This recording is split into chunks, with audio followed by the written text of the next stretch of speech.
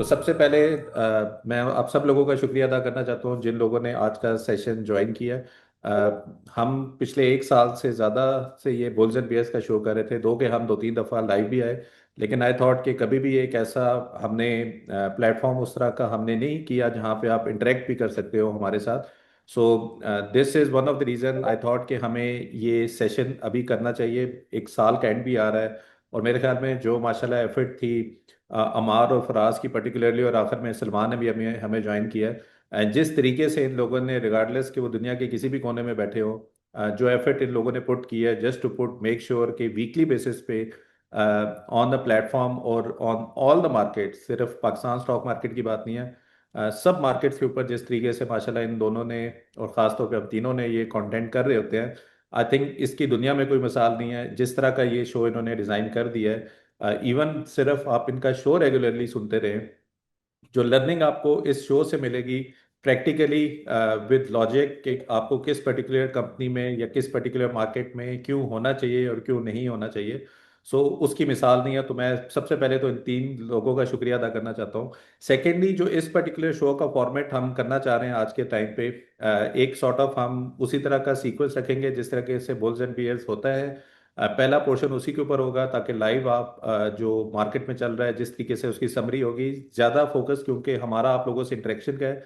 So second phase के ऊपर जब मैं आप सबसे पूछूंगा तो प्लीज़ आप लोगों ने अपने हाथ रेस करने हैं अगर आपके कोई क्वेश्चन है। जिन लोगों ने गूगल फॉर्म किया था तो हमने उसके अंदर एक ऑप्शन दी थी कि अगर आप लोग सरमाया की ट्रेनिंग में या ऑफर में करना चाहते हैं, so there is a surprise for you guys as well. तो थोड़ा सा आपने वेट करना है, जब वो टाइम आएगा तो मैं वो अनाउंस भी करूंगा। अभी के टाइम पे मैं अगेन अमार, फराज और सलमान का शुक्रिया अदा करता हूँ और उनको वेलकम करता हूँ। अमार, अगर आप उसको प्रोसीड करें जिस तरह हम करते हैं, फिर हम आगे जाके ना इंटरेक्शन इनसे भी कर लेंगे। बाय द वे, आप तीनों लोग कैसे हैं? जी, मैं पहले बता देता हूँ कि अल्लाह का शुक्र, I am all good, all energetic as usual. और आज भी हम फिर उसी तरीके से स्टार्ट करेंगे जैसे ऑलरेडी हम बुल्स एंड बियर्स को स्टार्ट करते रहे। और बाकी सेहत वाइज बिल्कुल ठीक है। नेक्स्ट 2026 का ईयर का जो आगाज़ इंशाल्लाह होगा उसके लिए बहुत एंथुजियास्टिक हैं। बहुत एक्सपेक्ट कर रहे हैं कि मार्केट आगे जाके बहुत अच्छा इंशाल्लाह परफॉर्म करेगी, और आज इस पे थोड़ा बहुत डिस्कस भी करेंगे। दूसरा फिर अगेन सलमान एंड फराज, आप थोड़ा सा अपना बारे में जो हालचाल बता दें, फिर हम इसको स्टार्ट करते हैं। जी, थैंक यू ऑल। आप सबने ज्वाइन किया, अपना टाइम दिया। और जिस तरह से फराज भाई और अमार भाई इस जर्नी को लेकर चल रहे हैं, आप सभी उसके विटनेस हैं। और जिस तरह से एनालिसिस किया जाता है और बहुत ज़्यादा फ्री की एजुकेशन भी मिलती है, फ्री के सिग्नल्स भी लोगों को मिल जाते हैं, तो एक ज़बरदस्त आप लोगों के लिए चीज़ होगी। और लर्निंग कर्व्स भी आप लोगों की उससे बेहतर रही होंगी काफ़ी ज़्यादा। तो अगेन, जैसे हमारा नॉर्मल बोल्स एंड बेयर चलता है, उसी तरह से थोड़ा सा हम लेकर चलेंगे। और उसके बाद जैसे लाइक भाई ने कहा कि फिर हम Q&As वगैरह कर लेंगे, तो फिर उस तरह चलते हैं। जी वालेकुम सलाम, अल्हम्दुलिल्लाह, अल्लाह का शुक्र। और बड़ा अच्छा लग रहा है आप लोगों को देखकर। और काफ़ी लोगों ने ज्वाइन किया हुआ है। हमेशा से आप लोग रिकॉर्डेड ही देखते थे, इस दफ़ा जो है लाइव देखेंगे। और आप लोगों की पार्टिसिपेशन जो है वो बड़ी मैटर करती है, बड़ा अच्छा लगेगा हमें भी। सो चलें शुरू करते हैं जी हमार। अगर आपकी सेविंग है डॉलर के अंदर या आपके पास कैश पड़ा हुआ है बैंक के अंदर, आप स्टॉक मार्केट पे इन्वेस्ट ना करके एक बहुत बड़ी अपॉर्चुनिटी से हाथ धो बैठे हैं। पिछले एक साल के अंदर स्टॉक मार्केट ने तकरीबन 90% का रिटर्न दिया। सोचिए, यही पैसे आपने अगर इन्वेस्ट किए होते तो आज डबल हो गए होते। और इन्वेस्ट ना करने की एक रीजन है कि आप आज भी घबरा रहे हैं कि स्टॉक मार्केट पे इन्वेस्ट करेंगे तो लॉसेस ना हो जाए। सो इसी घबराहट को एड्रेस करने के लिए सरमाया लेकर आ रहा है आपके लिए फाइनेंशियल ट्रेनिंग्स, जो कि आपको हेल्प करेगा कि कैसे आपने कॉन्फिडेंटली स्टॉक मार्केट पे इन्वेस्ट करना है। आज ही सरमाया के कोर्सेज लें एंड बिकम फाइनेंशियली हेल्दी। जी, अस्सलाम वालेकुम everyone and welcome back to another episode of bulls and bears. So आज इस वीक को हम मार्केट को थोड़ा देखें, जो कि मैंने नहीं देखी अभी कि इस वीक कैसा सिनेरियो रहा, क्योंकि दो दो तो छुट्टियां चल रही थी। बट ओवरऑल जो मैंने अभी देखा है तो मार्केट ऑलमोस्ट न्यूट्रल जोन में है। ठीक है। दूसरी, अगर मैक्रो इकोनॉमिक्स में छोटी मोटी बातें हम देख लें इस टाइम पे, वैसे वहां पे भी क्रिसमस पे चल रही है। बट जो लास्ट वीक के अंदर एक बहुत बड़ा इवेंट, दो बड़े इवेंट्स हुए हैं जिसको मैंने लास्ट बुल्स एंड बियर्स में भी डिस्कस किया था, और इस दफा भी वही डिस्कस करेंगे कि सीपीआई अमेरिका की जो है वो काफी हद तक नीचे गिर गई है, 3.1 से तकरीबन 2.7% पे आ गई है, which is again a very good sign कि ग्लोबल मार्केट जो है वो आगे काफी हद तक बेहतर हो सकती हैं। दूसरे एंड पे बहुत ज्यादा लोग बात करते हैं कि जापानीज येन जो है वो आपकी एक कैरी ट्रेड के तौर पे यूज होता है, क्योंकि इंटरेस्ट रेट उनके बहुत कम होते हैं। ठीक है। तो लोग बेसिकली क्या करते हैं कि वहां से सेंट्रल बैंक से पैसा लिया, और बड़ी जो कंट्रीज होते हैं वहां पे इंटरेस्ट, हाई इंटरेस्ट रेट के ऊपर वो पैसे वहां पे इन्वेस्टमेंट कर देते हैं और इसको कहते हैं हॉट मनी या कैरी ट्रेड, और बैठे बिठाए वो पैसे ले रहे होते हैं। तो जब इंटरेस्ट रेट हाइक की बातें हो रही थी तो लोग ये कहना शुरू हो गए कि जब जापान के अंदर पैसा आना शुरू हो जाएगा वापस, तो ये एक बहुत बड़ा मसला हो जाएगा रिस्क ऑन मार्केट्स के लिए या स्टॉक मार्केट के लिए। लेकिन मैंने यहीं पे आपको बुल्स एंड बियर्स में बताया था कि होता यह है कि जब आपके जापानीज येन के अंदर जब भी ऐसी बात हो तो आपने आगे की देखनी है कि वो टोन की क्या बात करें। सेंट्रल बैंक कह रहा है कि आगे क्या करेंगे, तो आगे जो गवर्नर है उन्होंने कहा है कि हम जो डाटा आएगा उसकी बेस के ऊपर डिसाइड करेंगे कि हमने इंटरेस्ट रेट को आगे बढ़ाना है या नहीं बनाना। तो इसका मतलब ये हुआ कि वो अपनी टोन से हट गए हैं, यानी कि बैक एंड पे आए हैं, और this is a good sign for risk on market. So market उसी वजह से ऊपर गई। ये मैंने आप लोगों को लास्ट बुल्स एंड बियर्स में बताया था। ये दो कहानियां हुई हैं, और तीसरी जो है जो डेवलपमेंट हुई है वो बेसिकली ये हुई है कि अमेरिका का जो प्रीलिम जीडीपी है वो 4.2% आ गया है, और उसके ऊपर आप देखेंगे ट्रंप जो है वो बहुत एक्साइटेड हुआ है, ट्वीट ट्वीट ट्वीट पे ट्वीट मारी जा रहा है, और वो कह रहा है कि देख लो भाई कि मैं कह रहा था कि मार्केट आपकी बिल्कुल ठीक रहेगी। ठीक है, तो ये हमारी डेवलपमेंट्स थी। बाकी ये है कि ये मुझसे मैंने रिक्वेस्ट एक भेजी है, ये जरा शेयर कर देना। ठीक है, और बाकी तो बुल्स एंड बियर्स का फॉर्मेट है वो ऑलरेडी आप लोगों को पता है कि किस तरीके से हम उसको लेके चलते हैं। मैं थोड़ा सा यहाँ पे आप लोगों को, अच्छा ये फॉर्मेट हमारा ऐसे ही होता है। टॉप डेवलपमेंट्स जो अभी मैंने आपसे बात की वो सारी हम टॉप डेवलपमेंट्स में लाते हैं। फिर मार्केट रिकैप, स्क्रिप्ट परफॉर्मेंसेस वो फराज के एंड से होती हैं। फिर मैक्रो इकोनॉमिक्स एंड फंडामेंटल्स मेरे एंड से होती हैं। फिर उसके बाद top scripts of the week हैं, वो अगेन मैं और फराज दोनों मिलके करते हैं। फिर उसके बाद global macro economics and developments जो भी होती हैं आपकी यूएस मार्केट से रिलेटेड, या आपकी जो गोल्ड से रिलेटेड है, या आपकी यूएस मार्केट है, जापान की मार्केट, कोई भी मार्केट है, तो उसको हम top scripts of the week global macro economy से कवर करते हैं। फिर गोल्ड एंड फॉरेक्स के अंदर कोई भी करेंसी पेयर है जो हमें लग रहा हो कि अच्छा रहेगा, जो कि मुझे लग रहा है कि ऑस्ट्रेलियन डॉलर जो है आगे जाके काफी हद तक बेहतर रहेगा, क्योंकि रिस्क ऑन मार्केट्स आपकी स्टार्ट हो गई हैं। तो लास्ट वीक के अंदर भी मैंने इसकी कॉल भी दी थी स्टूडेंट्स के लिए। सो अगेन वो भी जबरदस्त परफॉर्म किया है। लास्ट क्रिप्टो जो है वो सलमान अपने एंड से कवर करता है। अच्छा चलें, मैक्रो इकोनॉमिक्स के ऊपर ऑलरेडी हमने पहले भी ये मैंने एक महीना पहले यूएस पाकिस्तान मार्केट के ऊपर भी और यूएस मार्केट के ऊपर आप लोगों को डिटेल में आउटलुक दे दिया हुआ था। मुझे वो दोबारा मैं थोड़ी थोड़ी सी रिपीट कर रहा हूँ, लेकिन मैं डिटेल में नहीं जाऊंगा ज्यादा, ताकि थोड़ा सा आप लोगों को पता लग जाए कि सिनेरियो क्या रहा है, किस तरीके से मार्केट परफॉर्म करती रही है। ये मैंने आपको परफॉर्मेंस अपने मॉडल की भी दिखाई थी। ये मॉडल अगेन मैं कोर्स में सिखाता भी हूँ कि अच्छी अच्छी कंपनीज को पिक करने के जो क्राइटेरियाज होते हैं, जो रेशियोज होती हैं, उनको आप कैसे पिक कर सकते हैं। तो इसमें we were killing the market actually.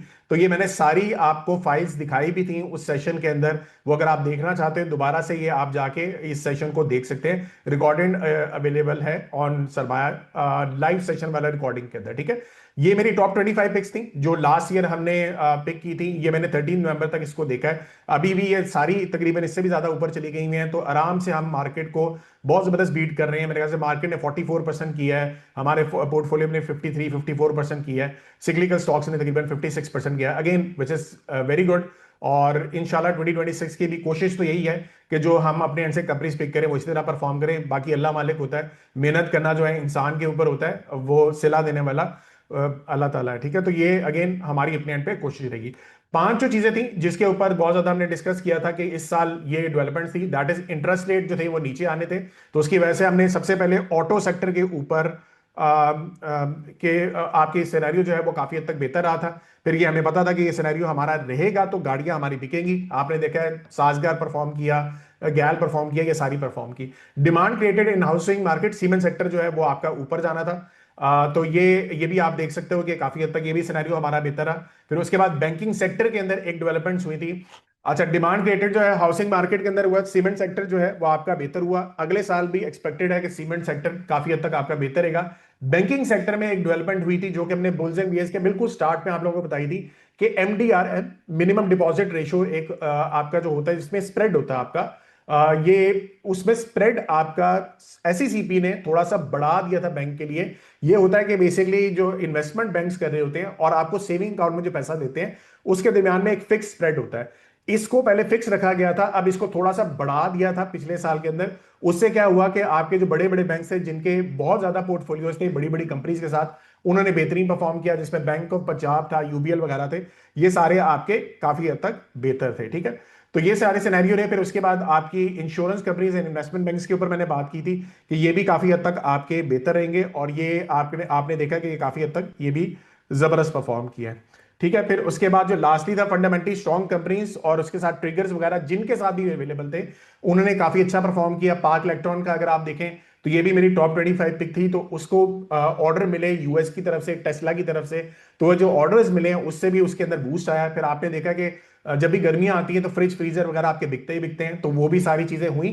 तो जो जो कंपनीज के अंदर कोई ना कोई छोटे मोटे ट्रिगर्स मौजूद थे उनकी वजह से ये सारे परफॉर्म किए। ठीक है, ये मैंने इन्वेस्टमेंट सिक्योरिटीज के और इंश्योरेंस कंपनी जो मैंने आपको कहा था कि ये दो सेक्टर्स ऐसे होंगे ये बहुत अच्छा परफॉर्म करेंगे और इसमें बड़े बड़े इन्वेस्टर नहीं जाते। ठीक है, तो ये चीज ध्यान में रखिएगा। बड़े इन्वेस्टर इसलिए नहीं जाते क्योंकि स्टॉक्स छोटे हैं। ठीक है, तो इसमें पार्टिसिपेशन उनकी कम होती है, लेकिन इसका मतलब ये नहीं है कि ये परफॉर्म नहीं करेंगे। मैंने आपको बताया था कि बिजनेस वाइज सिर्फ लॉजिकली सोचना आपने कि लॉजिकली जिन बिजनेसेस को फायदा होगा वो ज्यादा अच्छा परफॉर्म करेंगे, और ये दोनों ही आपके सामने परफॉर्म भी किए। इनमें से कई हमने जो है बुल्स बीएस में इनकी कॉल्स भी दी थी, उन्होंने स्पेक्टेकुलर परफॉर्म भी किया। ठीक है, लास्ट ये एक और जो बैंक्स मैंने आप लोगों को दिखाए थे, ये मुझे याद है कि मैंने मार्च अप्रैल में ये 5 बैंक्स आप लोगों को बताए थे कि अगर किसी ने बैंक्स के अंदर जाना है तो ये 5 बैंक्स मेरे लिए सबसे बेहतरीन है। UBL, national bank, bank of Punjab, bank of Khyber and BIPL, ये 5 बैंक्स थे और इन्होंने तकरीबन कंबाइंड जो है आई थिंक 135% की परफॉर्मेंस दी है। और कहां पे मार्केट 42% है और कहां पे ये अगेन 135% है। अभी भी मेरे ख्याल से काफी तक परफॉर्म कर रहे हैं। अभी भी नेशनल बैंक मेरे ख्याल से ऑल टाइम हाई पे तकरीबन चला गया। ठीक है, अच्छा पाकिस्तान स्टैंड्स टुडे, ये चार चीज हम डिस्कस कर लेते हैं जिसकी बेस के ऊपर मुझे अगला साल जो है बहुत अच्छा लग रहा है। एक तो number 1 stabilising macro economic indicators है, वो आप लोगों ने देख लिया। आईएमएफ की तरफ से जो हमें जितने भी स्टेबिलिटी वाले फैक्टर्स नजर आ रहे हैं वो हम पास कर रहे हैं, अच्छे से सिचुएशन में है, तो अगेन अच्छी सिनेरियो हमारा रहेगा। महंगाई हमारी नीचे रहेगी। ठीक है, करेंसी हमारी स्टेबल रहेगी। मुझे नहीं लगता अमेरिका के अंदर आपका डॉलर बहुत तेजी से बढ़ने वाला है, बल्कि उल्टी पॉलिसी चल रही है वहां पे। इंटरेस्ट रेट कट की बातें हो रही हैं, वो डॉलर की डी वैल्यू की बातें हो रही हैं। ठीक है, तो हो सकता है यूएसडी पीकेआर आपका स्टेबल है। पॉलिसी जो है हमारी अभी भी ठीक है, पॉलिसी कॉन्टिन्यूटी जो है वो हमारी रहेगी। इक्विटी वैल्यूएशंस बहुत सस्ती हैं, और आगे हिस्टोरिकली देखा जाए तब भी बेहतर है। लोकल लिक्विडिटी हमारी जो है वो भी काफी हद तक बेहतर है। तो ये सारे सिनेरियोज काफी डिटेल में हो गए, ये मैंने ऑलरेडी डिस्कस किए हैं, ये आप लोग वहां पे जाके देख लीजिएगा। मैं सिर्फ टाइटल पढ़ रहा हूं ताकि आपको समझ आ जाए, डिटेल में नहीं जाते, इंटरेक्टिव ज्यादा रखेंगे इसको। आईएमएफ की रिफॉर्म कॉन्टिन्यूटी है। एनर्जी सेक्टर जीरो सर्कुलर डेब्ट बिल्डअप हो रहा है, ये भी आपके लिए फायदा है। प्राइवेटाइजेशन मोमेंटम की प्राइवेटाइजेशन आपने देख लिया है, पीआईए प्राइवेटाइजेशन हो गई है रिसेंटली, आप लोगों ने देख लिया है, मैंने पोस्ट भी कर दी थी। 135 बिलियन रुपीस के ऊपर प्राइवेटाइजेशन हुई है इसकी। क्रेडिट रेटिंग अपग्रेड वो भी अच्छी हो रही है। रीजनल स्टेबिलिटी ये भी बेहतर है। ठीक है, चाइना वगैरह के साथ आपके सिलसिले मामला वगैरह नेबरिंग कंट्री के साथ ठीक चल रहे हैं। ठीक है, फिर आरएलएनजी जो आपके कतर से जो आपका एलएनजी के ताल्लुकात थे, जो शिपमेंट जो है डेफर हुई हैं, वो भी अगेन आपके लिए बेहतर है। एनएफसी फॉर्मूला रिवीजन, ये आपका अगेन जो आईएमएफ के फ्रेमवर्क के अंदर जो आता है वो भी आपका काफी हद तक बेहतर है। बजट फिस्कल ईयर 27 आउटलुक ये भी काफी हद तक आपके काफी अच्छे सिनेरियो चल रहे हैं। टैरिफ एडजस्टमेंट कंटेन सर्कुलर डेब्ट ये भी आपका बेहतर हो गया। थोड़ा बहुत आपकी जो प्राइसेस जो भी बढ़नी है, जिसमें गैस की प्राइसेस बढ़नी है, वो थोड़ा सा आपके हिट आ सकती है कुछ फर्टिलाइजर सेक्टर में, कुछ जगहों पे जहां पे गैस की ज्यादा यूजेज होती है। ठीक है, लेकिन अगेन इतने घबराने की बात नहीं है। प्राइवेटाइजेशन और भी जो है वो एक्सपेक्टेड है कि डिस्कोस वगैरह में होगी। टैक्स टू जीडीपी इंप्रूवमेंट्स वगैरह ये भी आपकी एक्सपेक्टेड है। ठीक है, अच्छा बाकियों पे नहीं जा रहा मैं, बाकी जो है ऑलरेडी अगर आप लोगों ने देखनी है तो ये सेशन मैंने रिकॉर्डेड किया हुआ है, आप लोग वहां पे जाके देख सकते हैं। चलिए आप चलते हैं फराज भाई की तरफ। जी फराज भाई, आपकी तरफ से जो डेवलपमेंट्स हैं थोड़ा उसको डिस्कस कर लेते हैं। अच्छा, पहले तो हम ये बता दें कि लास्ट ईयर जब हमने बुल्स एंड बेयर्स का ईयरली प्रोग्राम किया था, उसमें इंडेक्स आपका जो था वो यहाँ कहीं पे ट्रेड कर रहा था 1,15,000 के करीब, और उस टाइम हमने पूरे टारगेट्स दिए थे कि इस साल 172,000 तक मार्केट जा सकती है, और आज पूरा एक साल हो चुका है और हम उसी टारगेट्स के ऊपर खड़े हुए। अब इस जादू के पीछे काफ़ी मेहनत थी, हमने पूरी वैल्यूएशंस निकाली थी इसकी, जिसमें प्रोजेक्शंस थी हमारी। एक तो प्राइस टू अर्निंग के हिसाब से अंडर वैल्यूड थी, डॉलर बेस्ड अंडर वैल्यूएशन थी। लास्ट ईयर हम ये एक्सपेक्ट कर रहे थे कि इंटरेस्ट रेट कम होंगे, इस साल बिल्कुल हुए, वैसे ही हुआ। उसके बाद जो हमारे साइक्लिक सीजनल्स के ऊपर जो चार्टिंग आ रही थी, उसकी प्रोजेक्शंस भी 165 170 के करीब थी। फिर एक और प्रोजेक्शंस बताई थी कि इलियड वेव के ऊपर ये फिफ्थ वेव चल रही है, जो पैराबोलिक सीधी मूव होगी, मैसिव मूव होगी। और उसमें एक बहुत मज़े की बात मैंने कही थी कि इसमें करेक्शन आएगी मोस्ट लाइकली मई या जून में, ये मेरे वर्ड्स थे।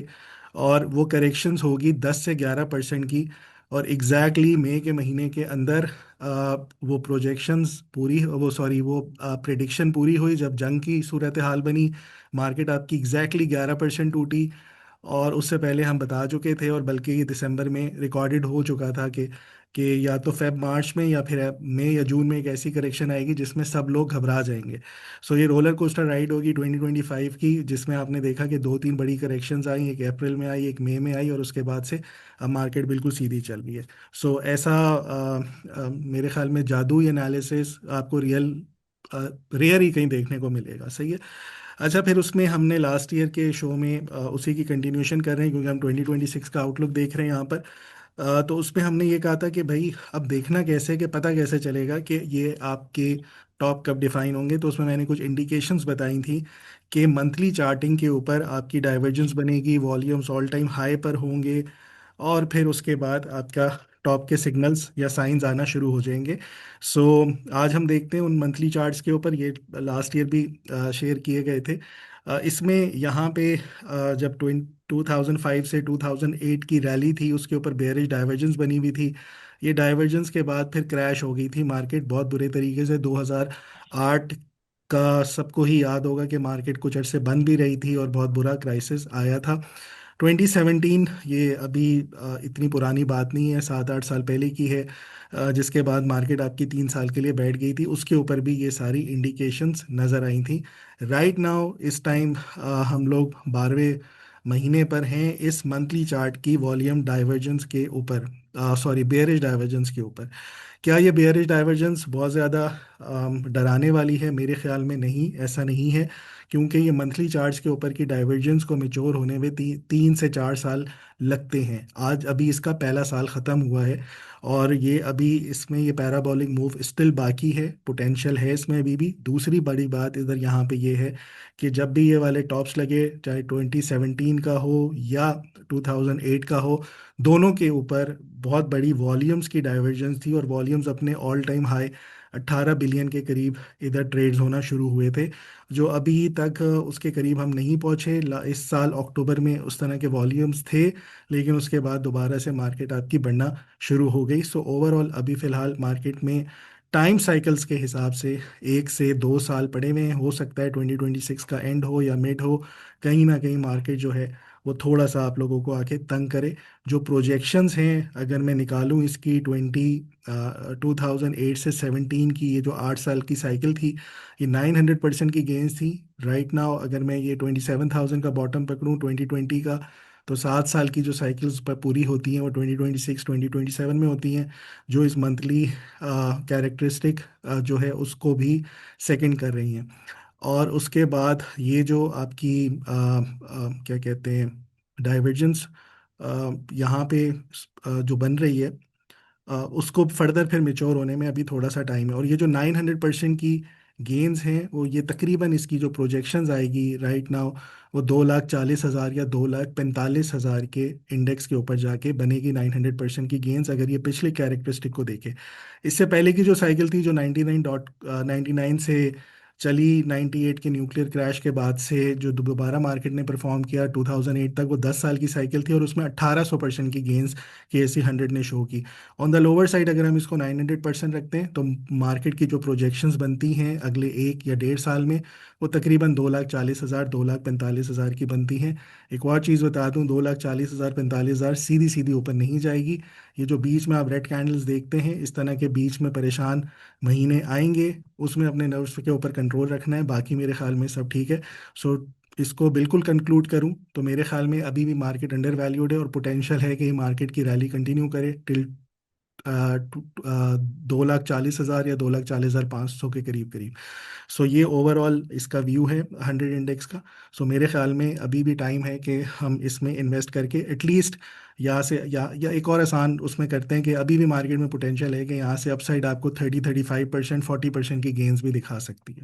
जी अमार। ऑलरेडी जैसे मैंने भी पहले सेशन में शुरू में जो पाकिस्तान स्टॉक मार्केट का बताया था, मैंने बड़ा क्लियरली आप लोगों को बताया था कि अभी भी आप लोग क्या करें, खुद भी इन्वेस्टमेंट करें, अपने जो फैमिली मेंबर्स हैं उनको भी सजेस्ट करें कि हमने इस टाइम पे इन्वेस्टमेंट करनी चाहिए। अभी आपका 1-1.5 साल आराम से नजर आ रहा है पाकिस्तान डेवलपिंग फेज में जा रहा है। बहुत हालात हमारे खराब थे 2022 से, अब हम रिकवर कर चुके हैं, ठीक है। वो हमारा पास था, अब हमारा जो फ्यूचर है वो हमारे अपने हाथों में है। हम नंबर्स को देख रहे हैं, नंबर्स ग्रो कर रही है, अर्निंग्स ग्रो कर रही है, सारी चीजें बेहतर हो रही हैं। So you should be invested, ठीक है। तो ये अगेन आप इंडिया को सिर्फ देख लो तो इंडिया में 10% जो ऑडियंस है वो इस टाइम पे अब डायरेक्टली या इनडायरेक्टली स्टॉक्स में या म्यूचुअल फंड्स में इन्वेस्टेड है।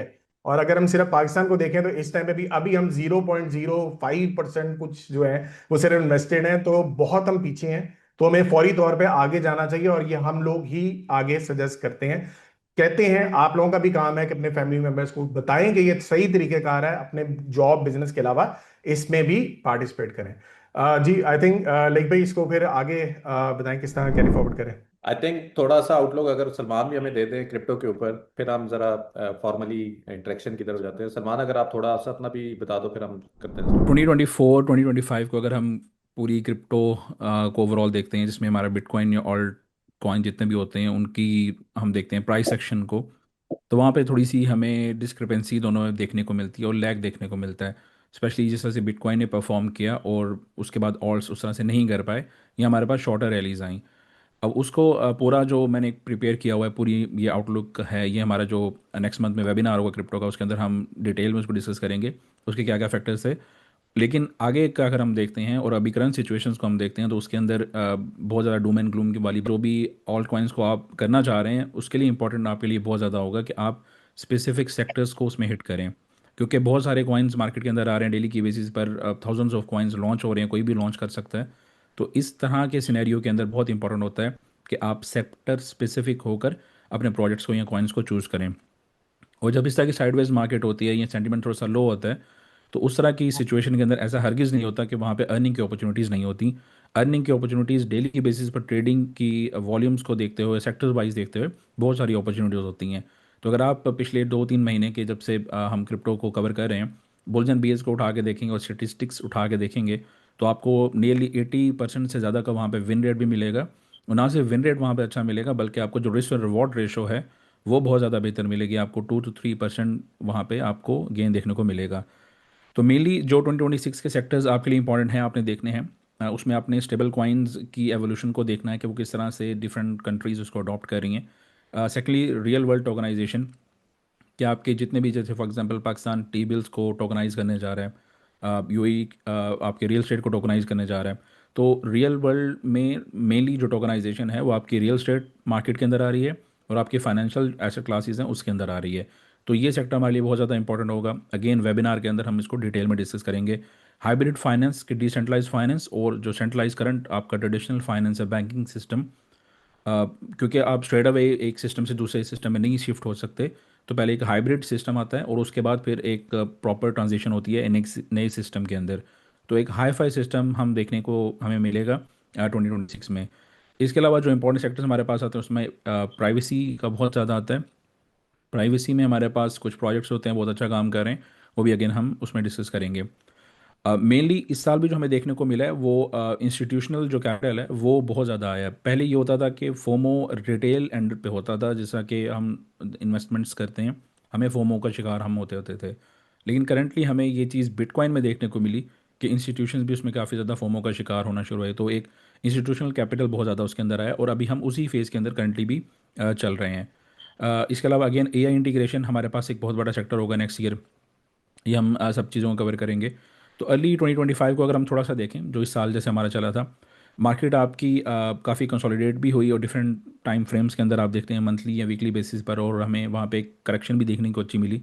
तो 2026 हमारे पास एक प्रॉपरली फोकस्ड ईयर हम उसको देख रहे हैं। हमें अच्छी रैलीज वहाँ पे देखने को मिलती हैं। अगेन जैसे कि अमार भाई ने बताया कि फंडामेंटली यूएस डॉलर अगर वहाँ पे वीक होना शुरू होता है, तो हमारे पास जो रिस्क ऑन एसेट्स हैं वो बढ़ना शुरू होते हैं।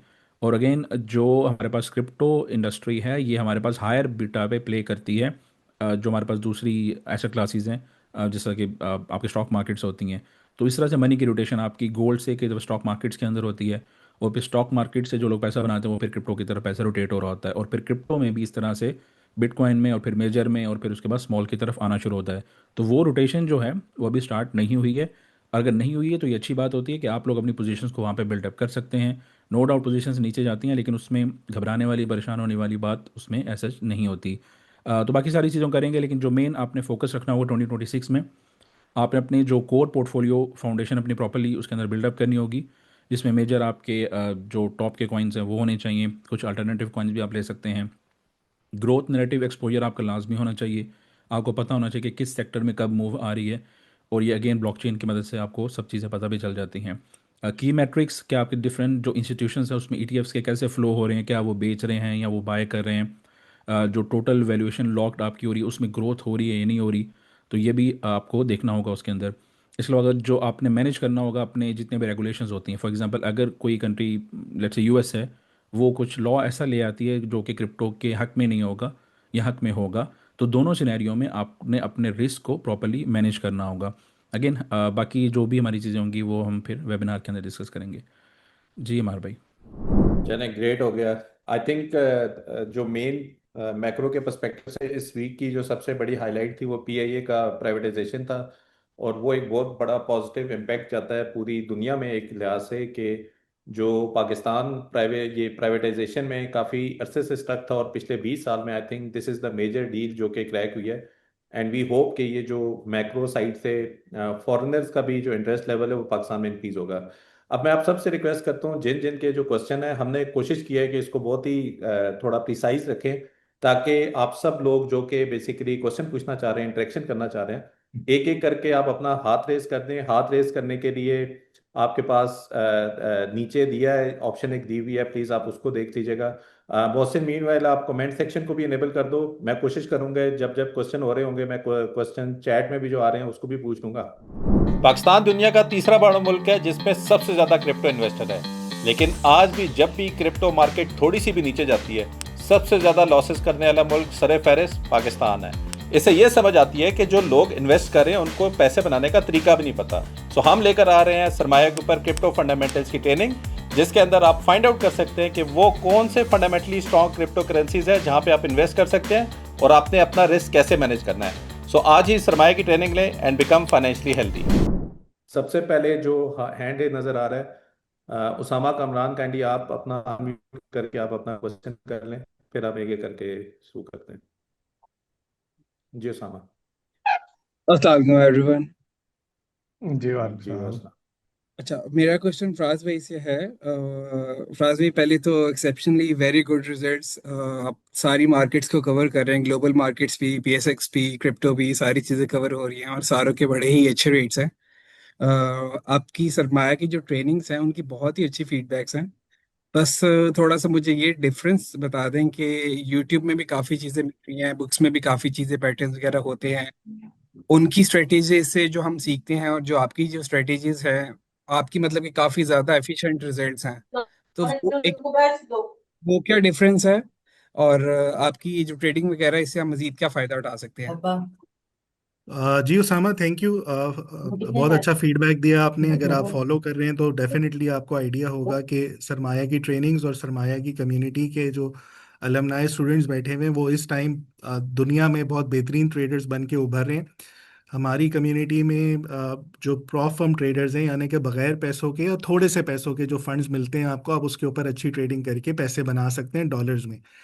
अब हमारी ट्रेनिंग्स जो हैं वो तीनों मार्केट्स को कवर कर रही होती हैं, पाकिस्तान की स्टॉक मार्केट को भी, इवन कोई सी भी स्टॉक मार्केट हो। इसी तरीके से हम फॉरेक्स को भी कवर कर रहे हैं, देन क्रिप्टो को भी कवर कर रहे हैं। जो आपका सवाल था वो मुझे बहुत पसंद आया, वो इस तरीके से कि सब लोग यही कहते हैं कि भाई यूट्यूब पे आपके पास इतना इतना कंटेंट है या मटेरियल है, या इन बुक्स में इतना मटेरियल है। सो हम वहाँ से देख के ट्रेडिंग को सीख लेते हैं, और उसके बाद हमें कोई कोर्स, पेड कोर्स करने की ज़रूरत नहीं है।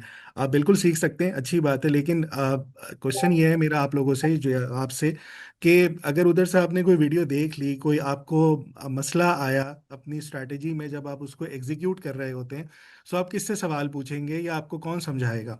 किताबें तो हम बचपन से ही पढ़ते आ रहे हैं और किताबें बहुत सी हैं, लेकिन ज़रूरी नहीं होता कि आप बुक्स पढ़ के इसको इम्प्लीमेंट या एग्जीक्यूट कर सकें। इसकी एग्जांपल ऐसे ही है जैसे हमने यूट्यूब के ऊपर अगर जहाज़ उड़ाना सीख लिया, तो इसका ये बिल्कुल मतलब नहीं है कि आप अगले दिन वाकई में पायलट बन जाएंगे। अगर आपने सर्जरी करना सीख लिया, आप डॉक्टर हैं, तो इसका ये बिल्कुल मतलब नहीं है कि आपने 18 साल की पढ़ाई छोड़ी और आप अगले दिन आप सर्जन बन गए। क्या आप ऐसे सर्जन के पास जाएंगे जिसने यूट्यूब से सीखा हुआ हो, और उसके बाद आप लेट जाएं उसके नीचे और वह आपकी हार्ट की सर्जरी कर दे?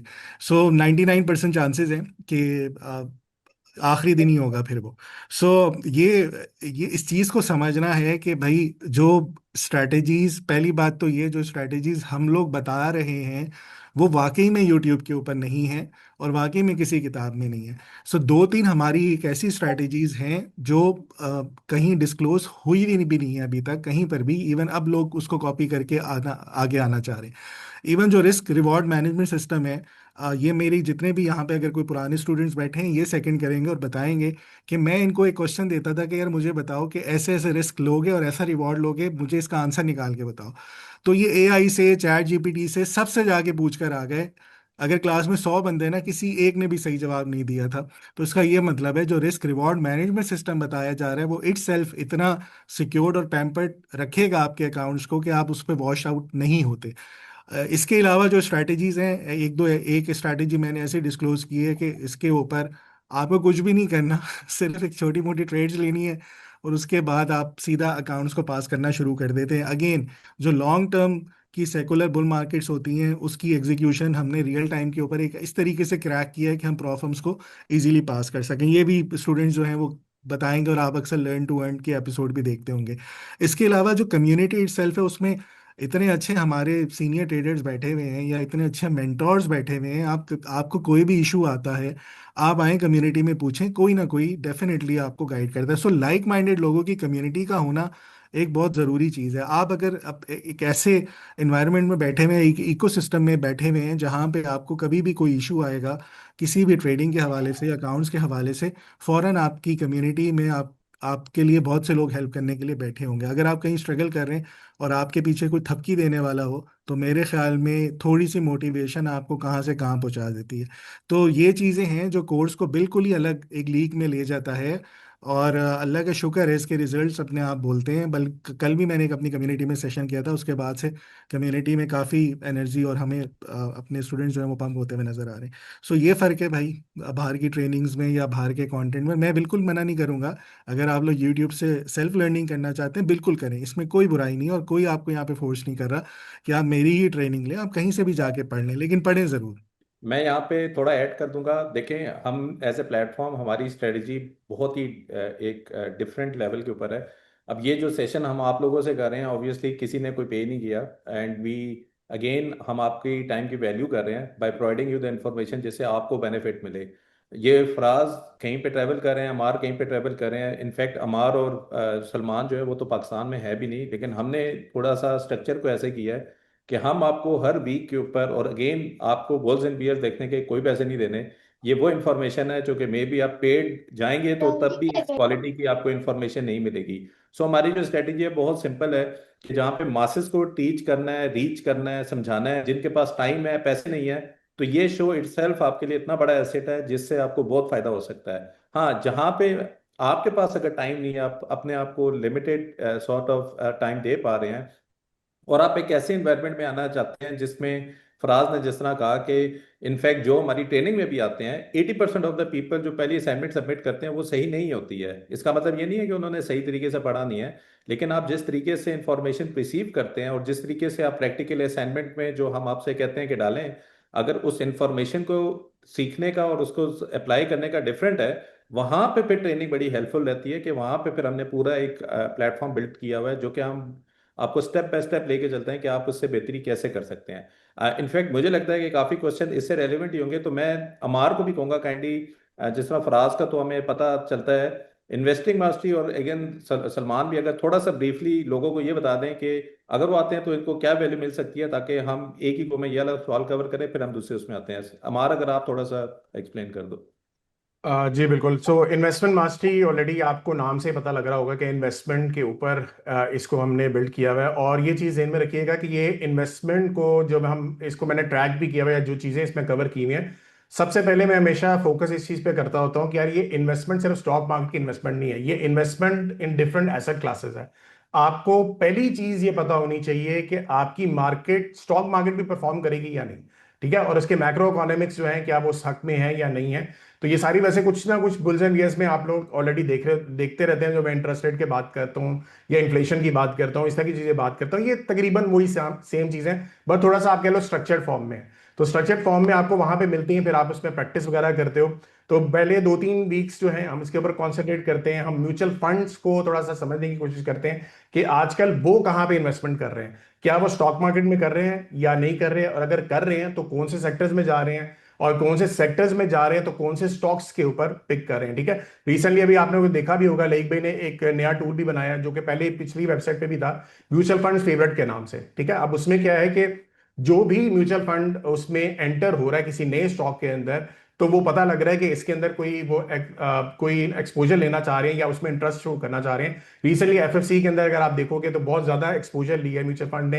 एक दो रीजन यही हैं कि एक तो फंडामेंटली बहुत स्ट्रांग है, दूसरा ये है कि वो शरिया कंप्लाइंट हुआ है रिसेंटली, तो उसकी वजह से भी काफी ज्यादा जो म्यूचुअल फंड है उसमें एंट्री ले रहे हैं। तो ये कुछ स्ट्रक्चर इस तरीके से है। फिर उसके बाद मैं कंट्री के ऊपर भी बताता आता हूँ कि हर कंट्री के ऊपर डिफरेंट आपके जो मुल्क होते हैं उनकी स्टॉक मार्केट डिफरेंट चीजों पे चलती है। ठीक है, अब सऊदी अरब की मार्केट आप देखोगे पिछले 1-2 साल से नहीं परफॉर्म कर रही। उसकी रीजन सेपरेट है कि उनकी जीडीपी जो है वो ऑयल के ऊपर डिपेंडेड है। अगर ऑयल नीचे आएगा तो उनकी जो स्टॉक मार्केट है उसमें भी अट्रैक्टिवनेस नहीं आएगी, जो इन्वेस्टर है वो कहीं किसी और मार्केट में जाएगा। ठीक है, तो इसी तरीके से यूएसए के ऊपर अगर आप देख रहे हैं तो मैं डाटा लीडिंग इकोनॉमिक इंडेक्स के ऊपर मैंने लास्ट डिस्कस किया था काफी ज्यादा, कि ये हमें बताता है कि मार्केट कहां जा सकती है। ठीक है, तो वो सारी चीजें आपको पहले 4-5 वीक्स के अंदर ये पता लगता है कि कौन सी दुनिया की मार्केट परफॉर्म करेगी।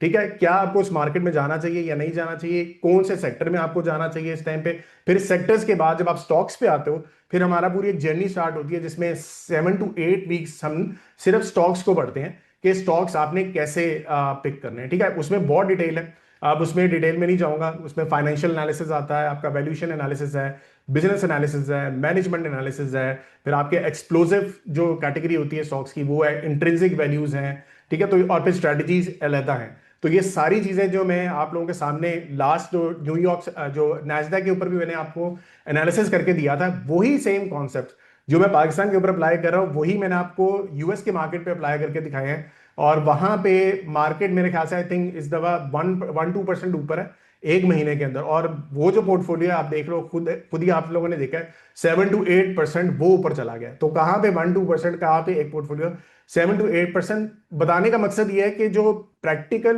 एक्सपीरियंस जो मैंने पिछले 12-13 सालों में सीखा है वही चीज मैंने देखी है कि मार्केट के ऊपर अप्लाई होती है। और अगर अप्लाई होती है तो वो सेम प्रिंसिपल जो है वहां पे आप देखते हैं कि स्टॉक्स फिर अच्छे परफॉर्म भी करते हैं। और यूएस अभी पाकिस्तान मार्केट का तो मैंने ऑलरेडी आपको दिखा दिया शुरू में प्रेजेंटेशन के, 2026 के भी 2025 के जो स्टॉक्स है वो भी दिखा दिए, और बीच में जो मैंने अपने स्टूडेंट्स के साथ जो मैं शेयर करता रहता हूँ उसकी परफॉर्मेंस भी आप लोगों को दिखा दी। ठीक है, सो ये हो गया मेरा इन्वेस्टमेंट मास्टरी वाला। और एक और कोर्स भी मैंने लॉन्च किया था फॉरेक्स फंडामेंटल्स का। वो मेरा एक शौक था कि मैंने ये प्रोजेक्ट करना है, तो वो फंडामेंटल्स के ऊपर है कि आपकी करेंसीज को आप कैसे देख सकते हैं। सो कभी कभार आप देख रहे हैं ना, जैसे मैंने शुरू में बात की यूएस मार्केट की जो पॉलिसीज हैं, जापान की पॉलिसीज, फिर आपकी जीडीपी की पॉलिसीज, ये सारी पॉलिसीज को मैं ट्रैक कर रहा होता हूँ अपने बैकएंड पे। हर कंट्री की जो मेजर 8 कंट्रीज हैं उनके 400 इंडिकेटर्स को मैं अपने एंड पे हर वीक ट्रैक करता हूँ, और मैं देखता हूँ कि किसका इंप्रूव कर रहा है, किसका डिक्रीज कर रहा है, और उसकी बेस के ऊपर मैं आप लोगों को बताता हूँ। वैसे जब हम बुल्स एंड बेयर्स को शो करते हैं तो उस टाइम पे मेरे पास डाटा नहीं आया होता, तो मैं सैटरडे वाले दिन स्टूडेंट्स के लिए मुझे अलग करना पड़ता है, क्योंकि फ्राइडे की रात तक जो है वो डाटा मेरे पास कंप्लीट होता है। तो फिर मुझे कॉन्फिडेंस आ जाता है कि नेक्स्ट वीक के अंदर कौन कौन से मेरी टॉप पिक्स हैं, और मजेदार होती हैं। लास्ट वीक के अंदर मैंने ये जो लास्ट वीक का अभी गुजरा संडे को मैंने सेशन किया था विद ऑल द स्टूडेंट्स। तो मैंने गोल्ड को, सिल्वर को, प्लैटिनम, कॉपर, ये चारों को मैंने बाय करवाया था इस वीक के अंदर। डॉलर को मैंने सेल करवाया था, और जेपीवाई को मैंने कहा था ये ऊपर जाएगा। तो आप देखें वो सारे इस टाइम माशाल्लाह इस वीक के बहुत अच्छे रिजल्ट्स रहे हैं। मैं ये नहीं कहता हर वीक बहुत सारे 100% सक्सेस रेट मिलता है, लेकिन इवन हम कंसिस्टेंटली बेस पे 80% भी सक्सेस रेट ले लेते हैं डिपेंडिंग ऑन द जो डाटा हमारे पास आ रहा होता है। तो वो काफी मजेदार सिनेरियो रहता है। तो ये प्रैक्टिकली आप लोगों को ये दोनों इन्वेस्टमेंट मास्टरी फॉरेक्स फंडामेंटल्स के अंदर यही चीजें हम सिखा रहे होते हैं। So that is from my side. जी सलमान, आप अपने एंड पे ऐड इन करना। यूजली हमारा जो प्रोग्राम का स्ट्रक्चर होता है वो 12 वीक्स तक होता है। उसके बाद फिर हमारे एक तो बोनस लेक्चर्स भी होते हैं जिसके अंदर हम फर्दर डिस्कशंस करते हैं कुछ स्ट्रेटजीज़। जब साइडवेज मार्केट होती हैं उस तरह से वॉलेटिलिटी मार्केट के अंदर ये वॉल्यूम्स नहीं होते, उनको कैसे हमने ट्रेड करना है और फिर आपने अपने कॉइन्स को जनरेट कैसे करना है, वो बोनस लेक्चर्स होते हैं जो 12 वीक्स के बाद भी हम देते हैं। तो मेनली जो हमारा पूरा स्ट्रक्चर होता है वो जैसे आपके रिकॉर्डिंग लेक्चर्स होते हैं, फिर वीकली बेसिस पर हमारे लाइव सेशंस चलते हैं, वो सीन चल रहा होता है। और वीक 1 to 3 हमारी फाउंडेशन बिल्डअप करने का मेरा प्लान होता है। और उसमें मेन जो हमने डेवलप किया हुआ है वो इस बेसिस पर किया हुआ है कि आपको क्रिप्टो में बहुत ज़्यादा, अगेन जैसे यूट्यूब के अंदर बहुत ज़्यादा कंटेंट मिलता है, कंटेंट की कहीं भी कोई कमी नहीं है। इसके अलावा आपको सिग्नल सर्विसेज की भी कहीं भी कोई भी कमी नहीं मिलेगी किसी भी मार्केट के अंदर, चाहे वो पाकिस्तानी मार्केट हो या बाहरी दुनिया में। लेकिन हमारा जो मेन फोकस, जिस तरह से मैंने डेवलप किया इस सारी चीज़ को, वो education plus earning plus analysis की बेसिस पर किया है। और ये सारी चीज़ें उसके अंदर कवर अप हो रही होती हैं हमारे पास। और वो इसलिए हो रही होती है कि कभी भी आपको ऐसा बंदा नहीं मिला होगा जो किसी के सिग्नल्स को फॉलो करके वो उसने पैसा बना लिया या वो मिलियनेयर बन गया हो। जो भी बंदा बनता है वो अपने बलबूते पे बनता है। तो मेन, अगर आपके पास एजुकेशन आ जाती है, आपको सिस्टम को सीखना समझना आ जाता है, तो आप अपना सिस्टम डेवलप करते हैं और उसकी बेसिस पर आप डिसीजन मेकिंग करते हैं। तो पहले जो 3 वीक होते हैं उसमें फाउंडेशन बिल्डअप होती है, जिसके अंदर आपको ये बताया जाता है कि क्रिप्टो करेंसी होती क्या है, ब्लॉकचेन क्या होती है। और इसको अगेन, अगर आप 10 पढ़े हुए हैं, 12 पढ़े हुए हैं, तो आप इस इतनी आसान उर्दू होती है, उर्दू नहीं मतलब इंग्लिश होती है, बट आपको समझ आ जाती है। और उसमें आप हाउस वाइफ हैं, जो भी जिस भी क्लास से आपका ताल्लुक है, आप उस चीज़ को समझ सकते हैं और उस लेवल पर जाके वो आपकी अंडरस्टैंडिंग डेवलप की जाती है। तो पहले 3 लेक्चर्स आपके फाउंडेशन डेवलप होती है, जिसमें आपके डिफरेंट एक्सचेंजेस, सेंट्रलाइज एक्सचेंजेस और डिसेंट्रलाइज एक्सचेंजेस क्या क्या होती हैं, उन पे अकाउंट्स आपने कैसे बिल्डअप करने हैं, वो आपको कंप्लीट बताया जाता है। उसके अंदर आपने स्पॉट की ट्रेडिंग क्या होती है, लेवरेज ट्रेडिंग क्या होती है, फ्यूचर्स क्या होती है, परपेचुअल्स क्या होती है, डिफरेंट ट्रेडिंग की जो टाइप्स होती हैं वो प्रॉपरली एग्जांपल्स के साथ बताई जाती हैं। कोई भी थ्योरी नहीं है, 99.9% प्रैक्टिकल एक्सपीरियंस आप कर रहे होते हैं। फिर वीक्स जो 4 to 6 हमारे पास आते हैं वो एनालिसिस के वीक्स आते हैं, जिसके अंदर हम फंडामेंटल एनालिसिस और टेक्निकल एनालिसिस को मास्टर करते हैं। क्योंकि technical analysis, human psychology same सबकी रहती है, बट क्रिप्टो के अंदर बहुत सारे ऐसे चार्ट्स होते हैं जो हम कम्प्लीटली डिफरेंट यूज़ करते हैं बाकी मार्केट से। तो उन चार्ट्स को रीड कैसे करना है, एनालाइज कैसे करना है, वो आता है। और फंडामेंटल में हम बहुत सारी चीज़ों को कवर करते हैं, ऑडिट रिपोर्ट्स को कवर करते हैं, वाइट पेपर्स को कवर करते हैं, फाइनेंशियल स्टेटमेंट्स को। आपने बुल्स एंड बेर में आपको थोड़ी सी उनकी झलक मिल गई होगी कि हम क्या उसमें कर रहे होते हैं। अगेन वो कहीं भी एक्सेल शीट्स या कोई भी थॉरो रीडिंग नहीं होती है। प्रैक्टिकल हम टूल्स यूज़ करते हैं, वो वेबसाइट्स यूज़ करते हैं, और हम अपने सिर्फ प्रोजेक्ट को डालते हैं और हमारे पास पूरी रिपोर्ट बुलेट फॉर्म में आ जाती है, येस और नो की फॉर्म में भी आ जाती है।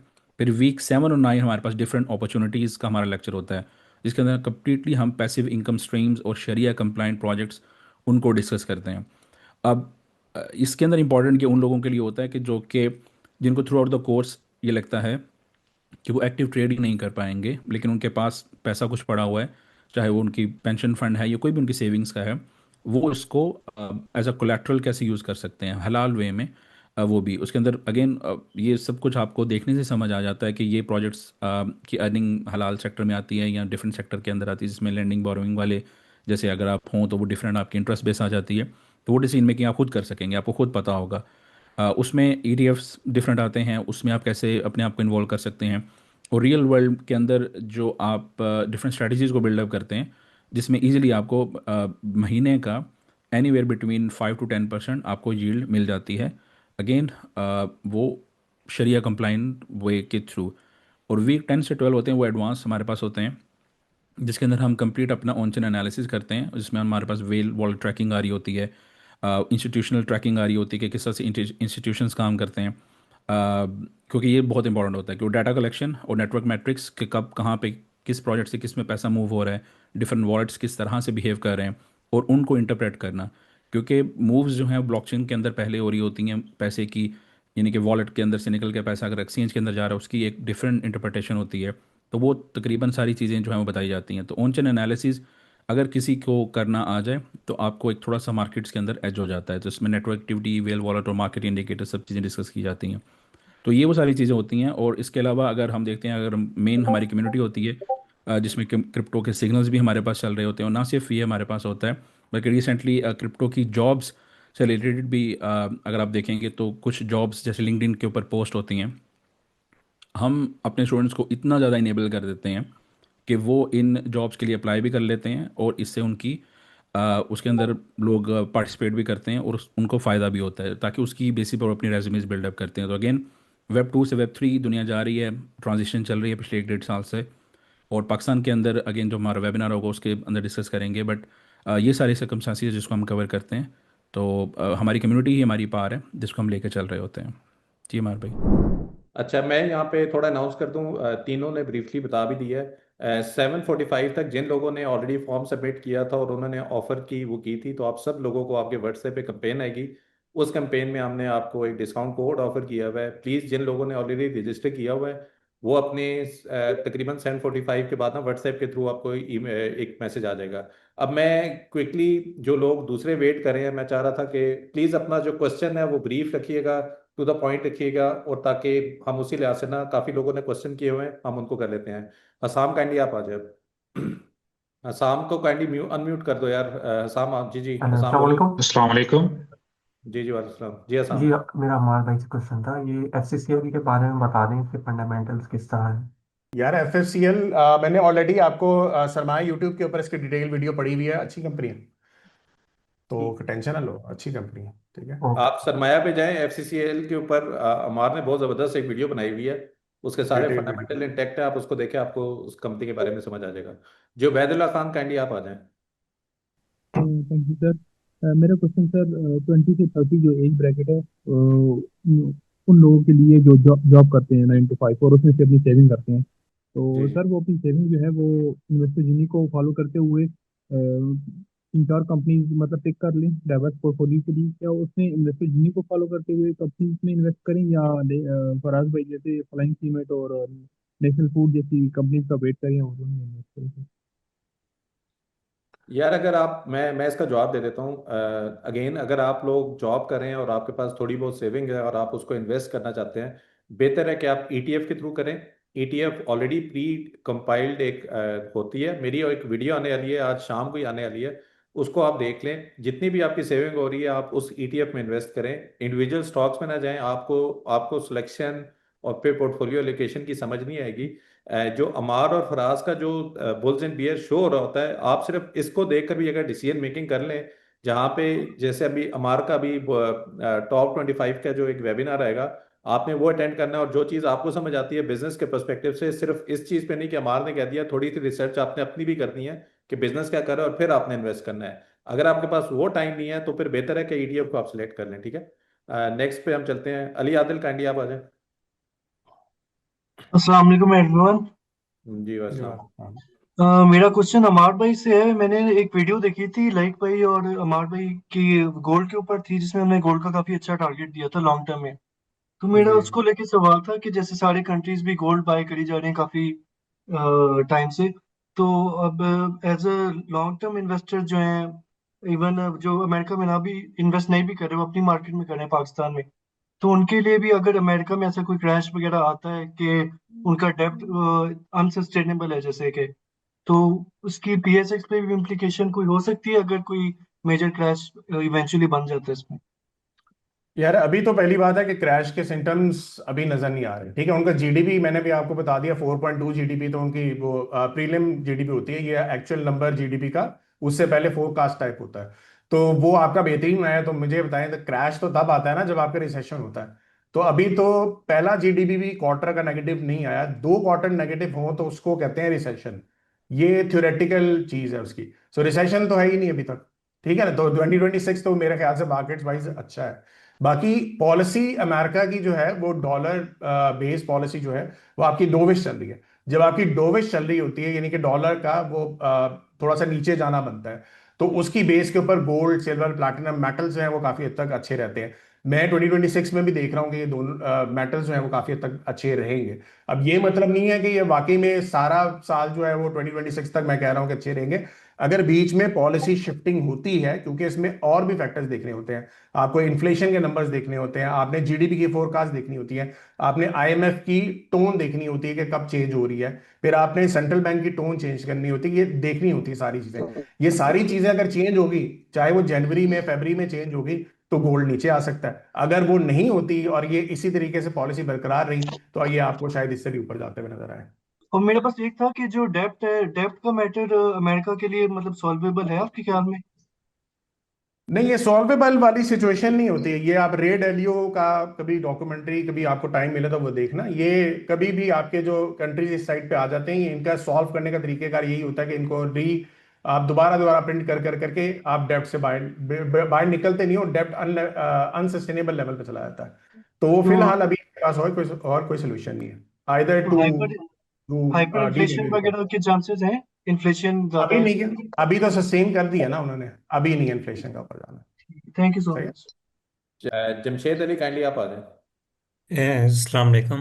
अच्छा सर, मैं माड़ी शेर के बारे में पूछना चाह रहा हूँ। फराज सर ने, यानी उनके, मैंने उससे पहले ही लिया था, लेकिन उसके बाद ये काफ़ी देर से एक जगह पे ना स्टक है। तो अगर फराज सर इसके बारे में गाइड कर दें कि ये कब तक ये मूव कर सकता है ये चार्ट के लिहाज से, तो वो, थैंक यू उसके। जी जी फराज। जी अच्छा, देखें जितनी बड़ी एक्यूमुलेशन होती है ना, अब अगर ये साइडवेज होके एक जगह पे रुका हुआ है ना, ये बहुत बड़ी बेस अपनी बना रहा है। तो जितनी बड़ी बेस होगी उतनी बड़ी रैली होगी। सो जो प्रोजेक्शन जो आपने देखी हुई है मेरे एनालिसिस पे, वो स्टिल इंटैक्ट है। होपफुली 2026 का जो फर्स्ट क्वार्टर है इसके अंदर ये ब्रेकआउट दे के मूव करना शुरू करते हैं।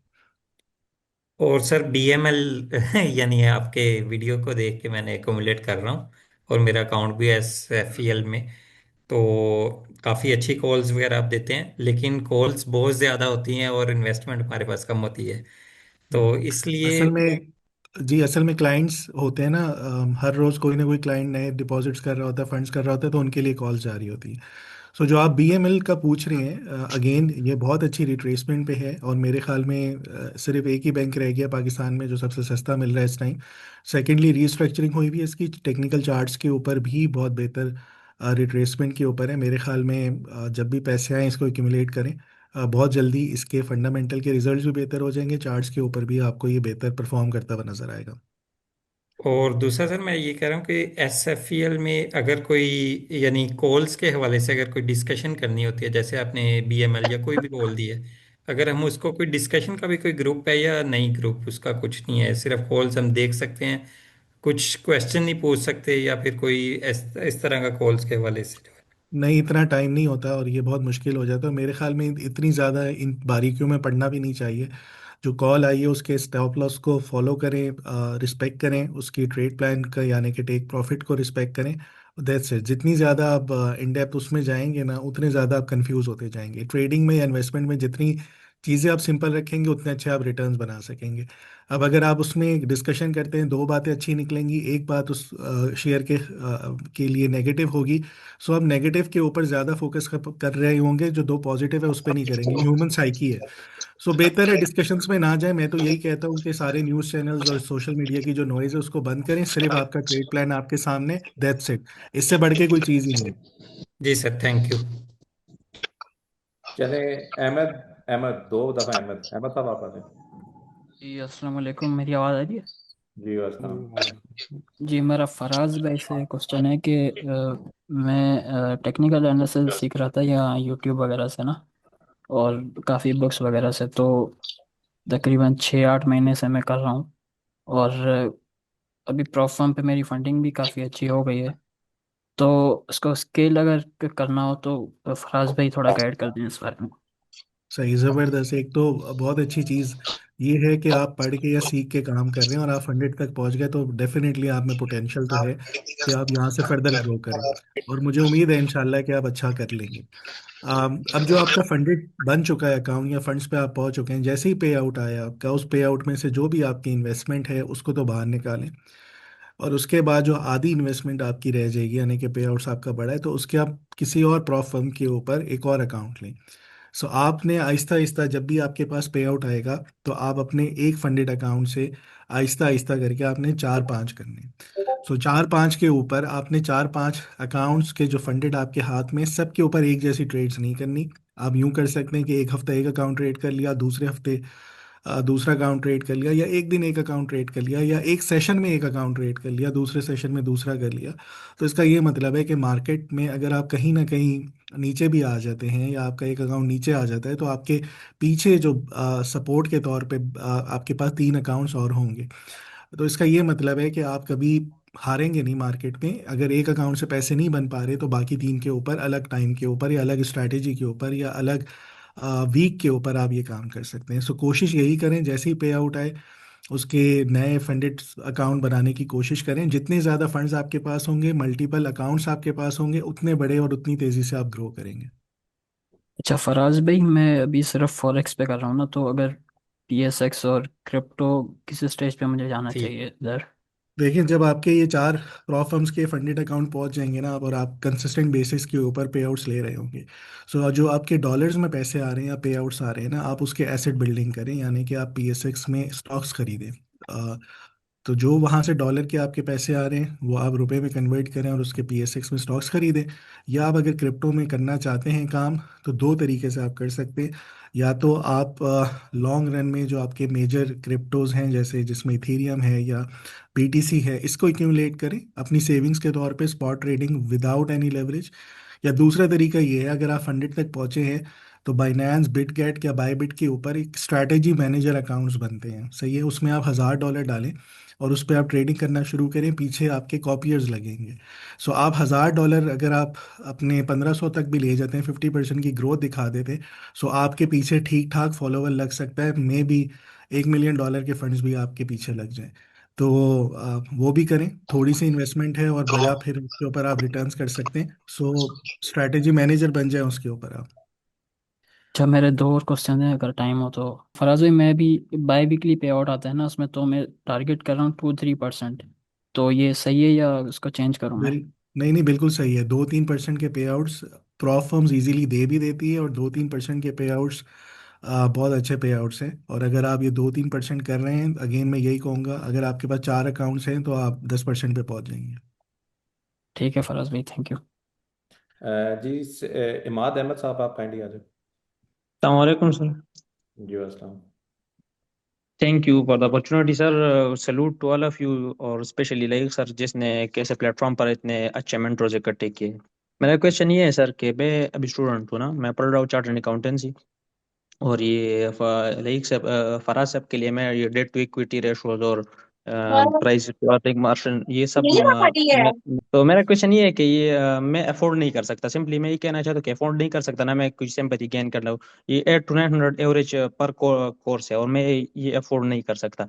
तो मैं हॉस्टल में रहता हूँ, उसके लिए कुछ खर्चा मिल जाए, 2-3 हज़ार बचाता हूँ तो वो म्यूचुअल फंड में डायरेक्टली इन्वेस्ट कर सकता हूँ। तो मैं सीखना चाहता हूँ, कहाँ से सीख सकता हूँ? लाइक साहब, फराज साहब और अमार साहब से पूछना चाहता हूँ कि इन्वेस्टमेंट्स और ट्रेडिंग मैं थोड़ा थोड़ा सीखना चाहता हूँ, लेकिन कहाँ से सीख सकता हूँ? मुझे इस कोर्सेज का वर्थ भी मालूम है, मैं पिछले 2 साल से सरमाया को रेगुलरली फॉलो कर रहा हूँ, ईच एंड एवरी वीडियो मैंने देखी है।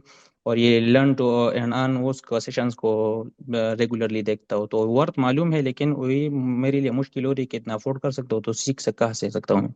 इमाद भाई, जो आप कर रहे हैं ना बहुत अच्छा कर रहे हैं। ज़रूरत नहीं है आपको ट्रेनिंग का कोर्स लेने की। आपकी जो ऑलरेडी फोकस है वो स्टडीज़ पे होना चाहिए, और आप ऑलरेडी जो पैसे बचा के म्यूचुअल फंड में कर रहे हैं वो बहुत अच्छा काम कर रहे हैं। हमारी वीडियोस का मकसद ये है कि आपको एटलीस्ट इन्वेस्ट करना चाहिए। सेकेंडली ये कि आपको कोर्स लेने की ज़रूरत नहीं है। एक ये, जिस तरह मैंने पहले कहा है कि बुल्स एंड बियर्स आपको ये नहीं बताता कि स्टॉक में कभी ये करके ये वाली कंपनी यहाँ पे ले लो और सेल कर दो। प्रॉपर उसके ऊपर फंडामेंटल एनालिसिस हमारा अपना फीडबैक देता है, प्रॉपर उसके ऊपर चार्ट्स के ऊपर फराज आपको बताता है। This it self is a such a big thing, जो आपको हेल्प मिलती है कि वो अंडरस्टैंड करें कि किस लॉजिक की वजह से फराज को अपनी इनपुट दे रहा है या किस लॉजिक की वजह से अमार कर रहा है। ठीक है।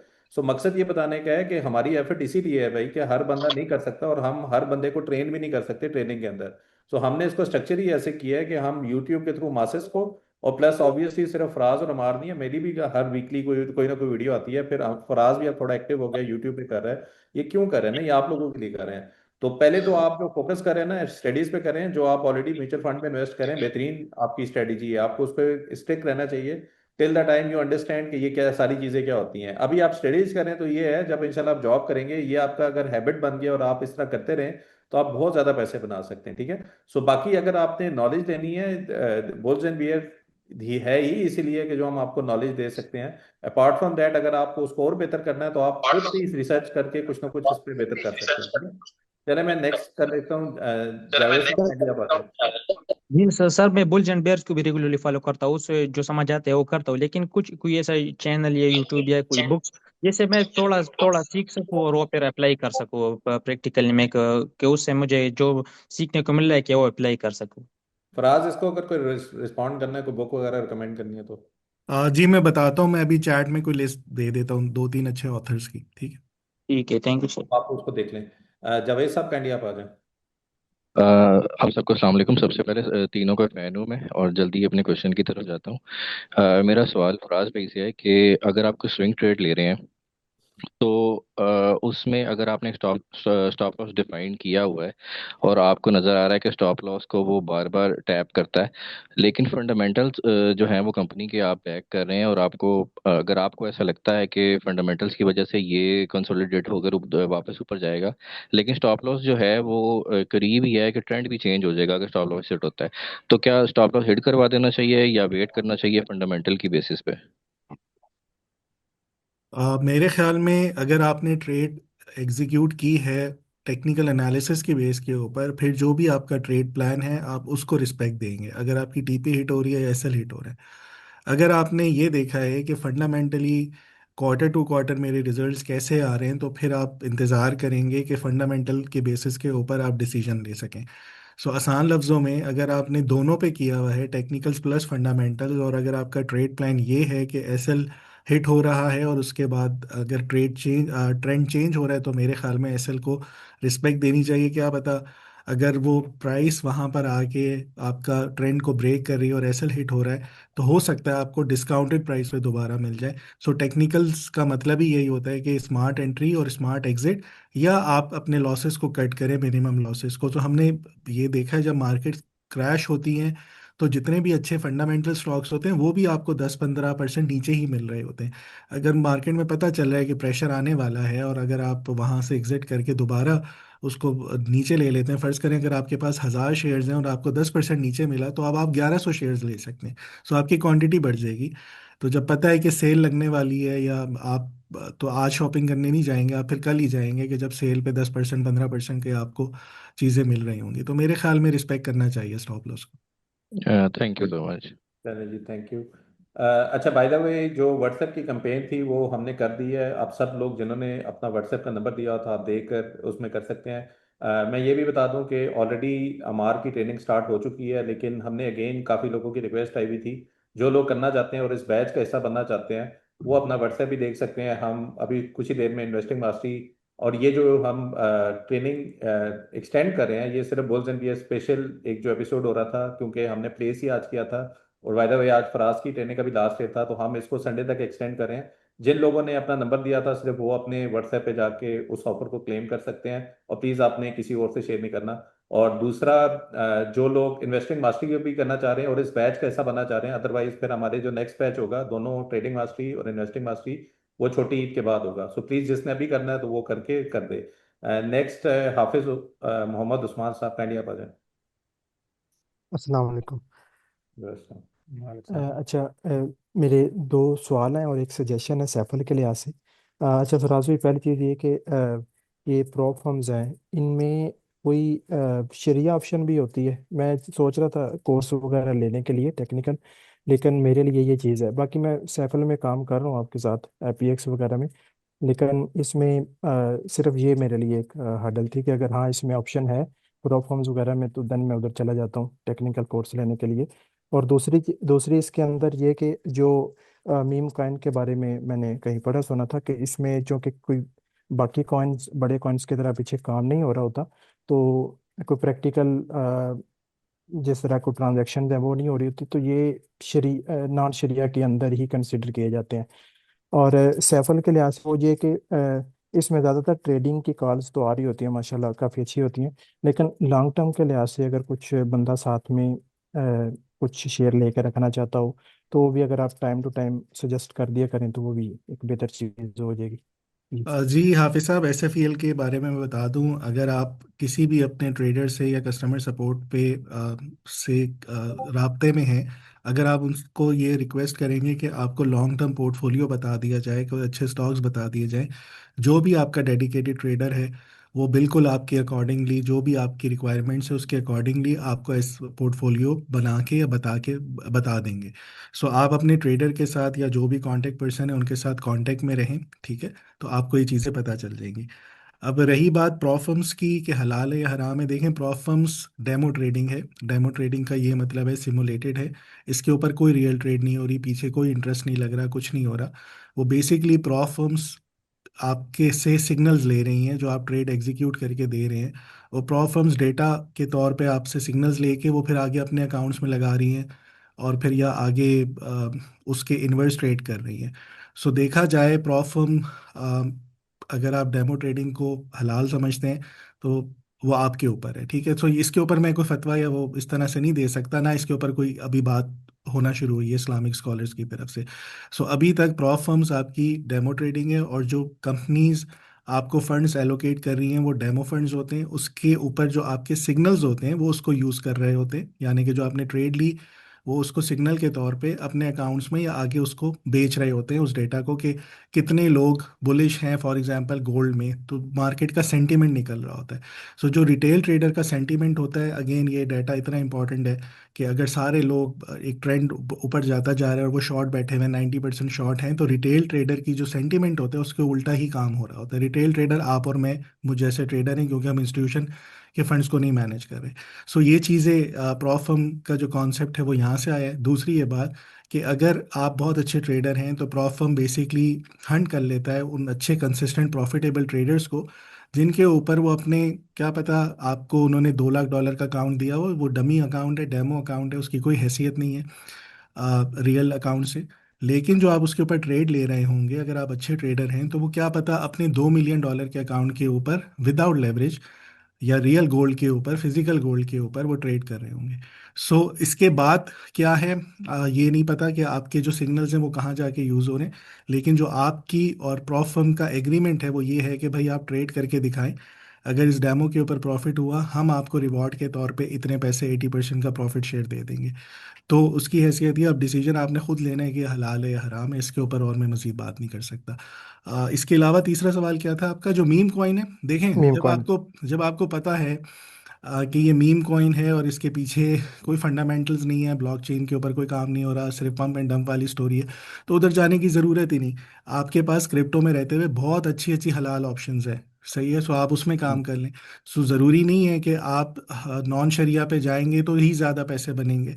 आप शरिया के क्राइटेरिया में रहते हुए भी आप बहुत अच्छे पैसे बना सकते हैं, चाहे आप ट्रेडिंग कर रहे हो या इन्वेस्टमेंट्स कर रहे हो। नेक्स्ट मैं बुलाना चाहूँगा हाफिज मोहम्मद उस्मान। आपका हो गया ना? गुलाम मोहम्मद साहब काइंडली आप आ जाएं, आप अपना हैंड डाउन कर लें ऑफिसर। अस्सलाम वालेकुम। सबसे पहले मैं आप सबका शुक्रगुजार हूँ। आपका बहुत अच्छा शो जा रहा है बुल्स एंड बियर्स, और काफ़ी अच्छा सीखने को भी मिलता है और प्रॉफिट्स भी होते हैं। मेरे दो सवाल हैं। एक सवाल तो ये क्रिप्टो के रिलेटेड है कि ऑल्ट सीजन जो आना था, काफ़ी वेटेड था कि दिसंबर तक जो है ना ऑल्ट सीजन आएगा। ऑल्ट सीजन वो आया नहीं अभी तक, और उसकी मतलब और उसमें जो रिटर्न्स होते हैं ऑल्ट कॉइन्स के वो 10x तक होते हैं। उसके रिलेटेड अगर थोड़ा सा गाइड कर दें। और दूसरा सवाल जो है वो जो है फॉरेक्स डायरेक्ट इन्वेस्टमेंट के रिलेटेड था। पाकिस्तान में पीआईए तो जो है प्राइवेटाइज कर दी गई उसकी, लेकिन उसके बावजूद फॉरेक्स डायरेक्ट इन्वेस्टमेंट नहीं आ रही। अगर उसमें कोई गाइडेंस हो।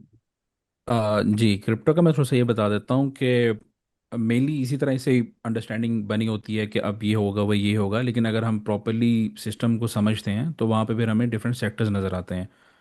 तो ओवरऑल क्योंकि मार्केट के अंदर बहुत सारे प्रोजेक्ट्स आना शुरू हो जाते हैं तो फिर वहाँ पे आपकी बहुत ज़्यादा सैचुरेशन हो जाती है। फिर इस तरह की सिचुएशन में ये डिपेंड करता है कि आप ये थोड़ा सा देखें कि किन सेक्टर्स के अंदर मूवमेंट हो रही है। अभी भी आज भी अगर आप कुछ सेक्टर्स को देखेंगे वो अपनी अलग ही डायरेक्शन के अंदर चल रहे होंगे। तो ये बहुत इंपॉर्टेंट होता है कि आप कब किस सेक्टर के अंदर है। इसको हम कंपाउंडिंग कहा जाता है कि आप कभी एक सेक्टर में रहते हैं फिर वहाँ से निकल के आप दूसरे में जाते हैं। तो ओवरऑल जिस तरह से मार्केट की डायनामिक्स चेंज हो रही होती हैं, यहाँ पे ये समझना बहुत इंपॉर्टेंट होगा, ये इवॉल्विंग इंडस्ट्री है। ये जैसे स्टॉक मार्केट्स आपकी सदियों से चल रही है, बाकी जितने में आपके मेटल्स हैं बहुत अरसे से ट्रेड हो रहे हैं, लेकिन ये मार्केट अभी नई है। 15 साल इसे हुए हैं, लेकिन फिर भी हम इसे एक तरह से, क्योंकि अडॉप्शन अभी आ रही है ना, तो वहाँ पे तो जब इवॉल्व हो रही होती है तो फिर वहाँ पे कई एक्सपेरिमेंट्स भी हो रहे होते हैं, और उसमें कई चीज़ें ऐसी नहीं होती हैं कि वो उसी तरह से बिहेव कर रही होंगी। लेकिन अगर आपको ये पता चल जाए कि अब आप इस सेक्टर में हैं फिर आप दूसरे सेक्टर में जाते हैं, सेक्टर टू सेक्टर अभी भी जो रैलीज आ रही हैं वो ऑल्ट कॉइन्स में आती रहती हैं। तो इस तरह से चलता रहता है। प्रीवियसली जो मीम कॉइन की थोड़ी सी बात है वो फराज भाई ने सारा कवर कर दिया कि उसमें जाने की जरूरत नहीं है। बट अगेन कुछ ऐसे प्रोजेक्ट्स होते हैं जिसमें आप फैन टोकन्स बना सकते हैं। फॉर एग्जांपल सरमाया का आप एक बनाते हैं टोकन, कि जिसके पास ये $1 का वो सरमाया का कॉइन लेंगे और वो इस जैसे ये जो वेबिनार अभी हो रहा है इसको ज्वाइन कर सकते हैं। तो इस तरह की सिचुएशन के अंदर अगर आप उसको ट्रेड करना चाहते हैं, इन्वेस्ट करना चाह रहे हैं, फैन टोकन क्योंकि उसकी बेसिस है तो ये चीज़ मतलब इसकी बैकिंग होती है। तो इस तरह से डिफरेंट सेक्टर्स होते हैं। तो ऑल्ट सीजन ये है कि अगर आपको ये लग रहा है कि आपके कॉइन्स उससे बिहेव नहीं कर पा रहे हैं तो ये एकोमुलेशन जोन के अंदर ही चल रहे होते हैं। आप इसको इसमें डॉलर कॉस्ट एवरेजिंग कर सकते हैं, अपनी पोजीशन को बिल्डअप कर सकते हैं।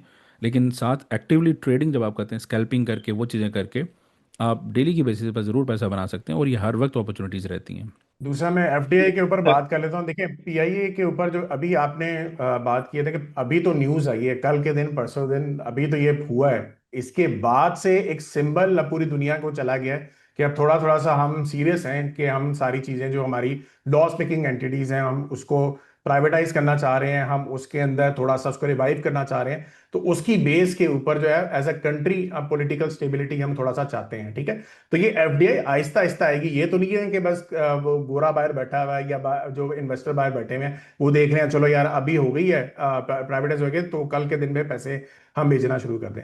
तो ये आहिस्ता आहिस्ता होता है और सिचुएशन हमारी अल्लाह का शुक्र है बेहतर होना शुरू हो गई है। इसका अंदाजा आप इस चीज से करो कि रेमिटेंसेस जो है हमारी हर महीने बढ़ती जा रही हैं, ठीक है। और ये that's a very good sign कि अगर आपका ओवरसीज पाकिस्तानी, पहले वो ही इतना ज्यादा कॉन्फिडेंट नहीं था कि मैं पाकिस्तान में पैसे भेजूं।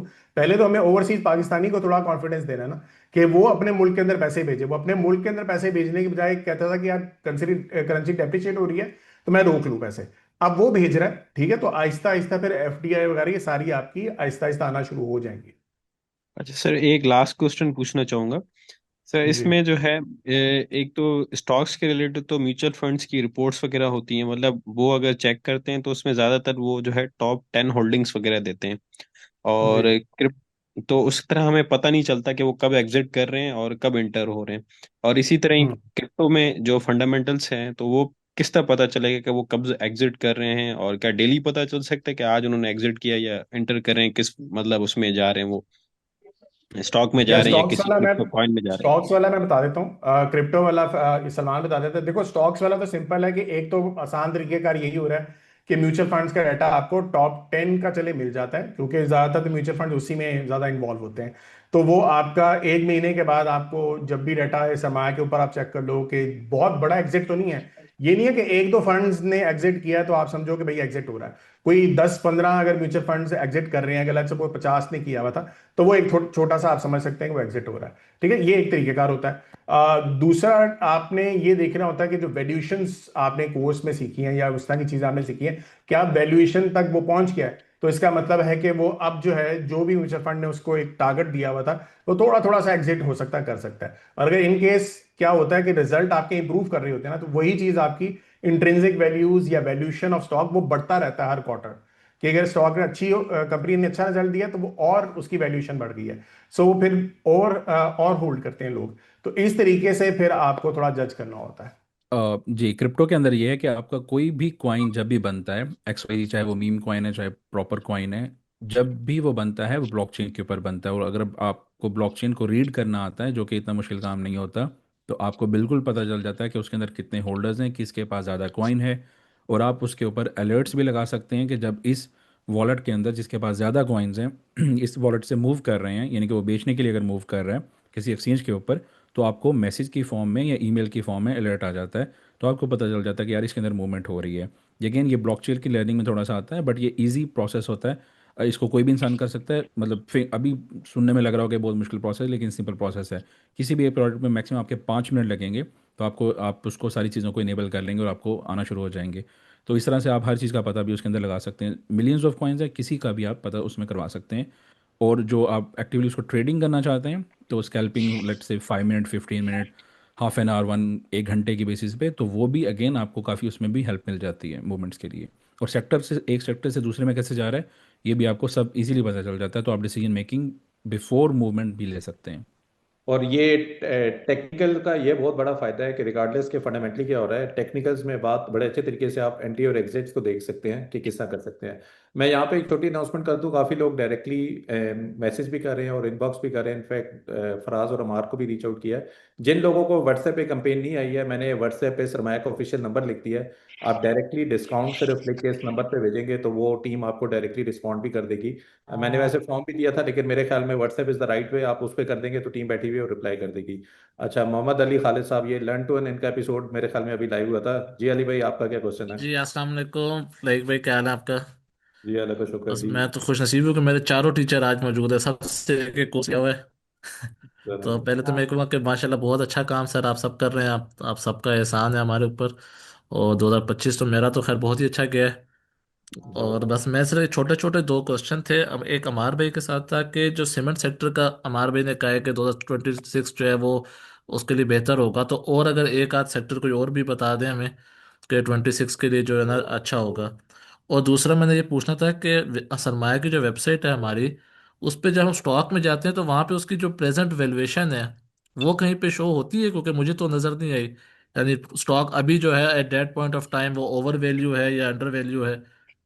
और आखिरी क्वेश्चन ये था हमारे भाई से, वो कह रहे थे कि इन्वेस्टो जीनी वाली जो कंपनीज हैं वो भी हमारे जो डैशबोर्ड है उसके ऊपर हम लेकर आएंगे, तो वो कब तक अंदाजन आ जाएगा? अच्छा, लास्ट वाला तो आंसर ले भी करेंगे, ठीक है। अच्छा, सो पहला देखो, सेक्टर वाइज देखा जाए तो सीमेंट्स सबसे अट्रैक्टिव है, ठीक है। फिर उसके बाद मुझे स्टील भी अच्छा लग रहा है इस साल के अंदर। स्टील में एक दो नेगेटिव भी हैं, एक दो पॉजिटिव भी हैं।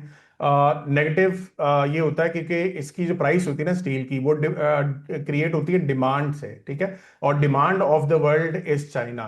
तो चाइना के अंदर जो ऑर्डर्स हैं वो इतने ज्यादा नहीं आ रहे जो कि पिछले सालों में रहे हैं।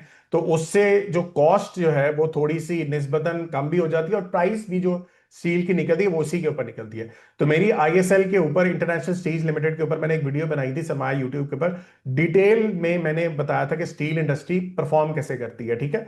तो उसमें कॉस्ट का एक बैरोमीटर बहुत इंपॉर्टेंट होता है, वो आपको देखना होगा, ठीक है। जो रिवाइव करेगा, जिसकी वजह से मैं कह रहा हूँ कि अच्छा रहेगा, वो आपकी कंस्ट्रक्शन की एक्टिविटी में देख रहा हूँ कि थोड़ी सी बेहतर होगी। तो जिसकी वजह से स्टील का सेक्टर शायद मुझे लगता है कि ये अब थोड़ा सा काफी हद तक ये नीचे रहा हुआ है, ये थोड़ा सा परफॉर्म करेगा। And auto can also perform. तो ये तीनों सेक्टर जो हैं ये मेरे फेवरेट हैं। बस ऑटो में थोड़ा सा देखना होगा कि कौन कौन सी, काफी कंपनीज हैं, लेकिन अब कंपटीशन बढ़ भी गया है, तो जिसकी गाड़ियां लोगों को पसंद आएंगी, सीधी बात है, वही परफॉर्म करेगा। हम वहाँ पे वो वैल्यूएशन वाला सवाल रह गया था। अच्छा, वैल्यूएशन वैल्यूएशन का यार देखो, उसमें हमने अभी तक क्या किया हुआ है कि जो discounted cash cash flow valuation technique जो हम यूज करते हैं, उसके कैलकुलेटर हमने डाले हुए हैं। जो मैंने कोर्स में सिखाया हुआ था, हमारा इरादा ये था कि हम वेबसाइट पे जाके इसको वैल्यूएशन भी डाल देंगे उसको बाद में, जो हमारा नेक्स्ट का प्रोसेस है। लेकिन उसकी टेक्निक थोड़ी सी, वैसे कोर्स में तो बताई हुई है कि कैसे देखी जाती है, लेकिन अगर आपको लेट्स सपोज खुद से भी देखनी है तो आप यूट्यूब चैनल पे भी कहीं से भी मिल जाएगा आपको डिस्काउंटिंग कैश फ्लोज। आप सरमाया पे वो कैश फ्लोज देखें कि कितने आ रहे हैं कंपनीज के, उसकी बेस के ऊपर आप वही कैलकुलेटर यूज करके भी। लाइक भाई वो इन्वेस्टो जीनी वाला आपने बताना था, कब तक कोई डैशबोर्ड की उम्मीद रखे सर? जी जी, मैं आपको यहाँ पे स्क्रीनशॉट पे एक चीज़ दिखा रहा हूँ, काइंडली मुझे बताइएगा अगर आपको नज़र आता है तो। अली, ये अच्छी खबर ये है कि बन चुका है, बस इसको लाइव कर देंगे जल्दी। मतलब कि वो बन इस तरह गया है कि आपको मेरी स्क्रीन नज़र आ रही है। जी जी आ रही है सर। इसमें हमारी पेट्रोलियम ही नज़र आ रहा है ना, क्योंकि जी मैंने हमारी पे नज़र आ रहा है सर। अच्छा, इस पे ना अभी हमारा काम स्टार्टेड है। ये सिर्फ ये आप सरमाया स्कोर देख रहे हो आप, ठीक है। जी जी बिल्कुल। ये स्कोर ना सिर्फ हमारे कम्युनिटी में सब लोगों को नजर आएगा जो प्रीमियम में प्रो के बंदे होंगे, लेकिन उनको शायद नंबरिंग नजर ना आए क्योंकि वो हमने अपने स्टूडेंट के लिए रखी हुई है। एक चीज़ अगर आप देखें, हमने पुरानी वेबसाइट पे भी किया था, ये मैं एक्सक्लूसिव आप लोगों को दिखा रहा हूँ क्योंकि अभी भी ये डेवलपमेंट के फेज में है और हमारी कोशिश है कि जनवरी में इसको लाइव करेंगे। जिस तरह ग्रोथ के फैक्टर्स हमने लास्ट टाइम ट्रेनिंग में किए थे, अभी ये ग्रोथ के सारे फैक्टर्स ना आप क्लिक करेंगे तो आपको स्टार में बताएगा कि गुड बैड एवरेज क्या है, ठीक है। अच्छी जी चीज तो इसकी ये है कि वो अक्रॉस द बोर्ड आपको यहीं से पता चल जाएगा कि मारी के कैश फ्लोज बेहतर है, इन्वेंट्री बेहतर है, ग्रोथ बेहतर है, वैल्यूएशन थोड़ी सी शायद अपर साइड के ऊपर है। इसका मतलब ये नहीं है कि बुरी कंपनी है, इसका मतलब ये ऑलरेडी शायद अभी की प्राइस के लिहाज से जो प्राइस चल रही है वो ठीक है, ठीक है। स्टेबिलिटी में भी जहां पे इम्पैक्ट आ रहा है, अगेन ये बहुत कॉम्प्लेक्स चीजें हैं, इसके ऊपर हम इंशाल्लाह पूरा कंटेंट बनाएंगे।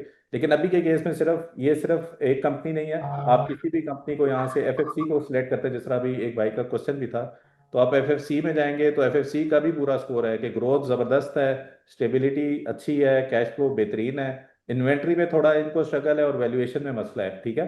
अब ये जो प्राइसिंग सारी आप देख रहे हैं ना, जो इन्वेस्टर जीनी मॉडल या वो था, अब इसकी जो प्राइसिंग होगी, अगला हमारा ये है कि आपको एफएफसी के सामने प्राइस की जगह आपको स्कोर नजर आएगा। मे बी एफएफसी के 70 पॉइंट्स हैं, 70 की डिस्ट्रीब्यूशन क्या है वो अब आपको नीचे नजर आएगी। इसी पे जो आपका दूसरा क्वेश्चन था कि इंट्रिंसिक वैल्यू वगैरह, वो इंट्रिंसिक वैल्यू भी इसका पार्ट है जिसपे हम आपको खुद कैलकुलेट करके बता रहे होंगे कि एफएफसी की फॉर एग्जांपल इंट्रिंसिक वैल्यू 700 है, 600 है, आपको मार्जिन ऑफ सेफ्टी कितना है, वो सब चीज़ें ना आपको प्री बिल्ड मिलेंगी। अगेन जो अगर आप हमारी जर्नी देखो, जिस तरह आप तो माशाल्लाह हमें काफ़ी देर से फॉलो कर रहे हैं, जी पूरा सर। का पूरा प्लेटफॉर्म रिवैम्प हुआ है, हमने डाटा को इंटरनेशनल से सोर्स किया है क्योंकि जो अमार का जो सारा कंटेंट था वो लोकल पे नहीं अवेलेबल था। हमें बहुत टाइम लगा है इसको यहाँ तक लाते हुए, और अब हम मेरे ख्याल में इंशाल्लाह बहुत करीब हैं। खास तौर पे जिन्होंने इन्वेस्टिंग मास्टरी का कोर्स किया है, ये सारी चीज़ें आपके ज़र के पोर्टफोलियो में एम्बेड होगी।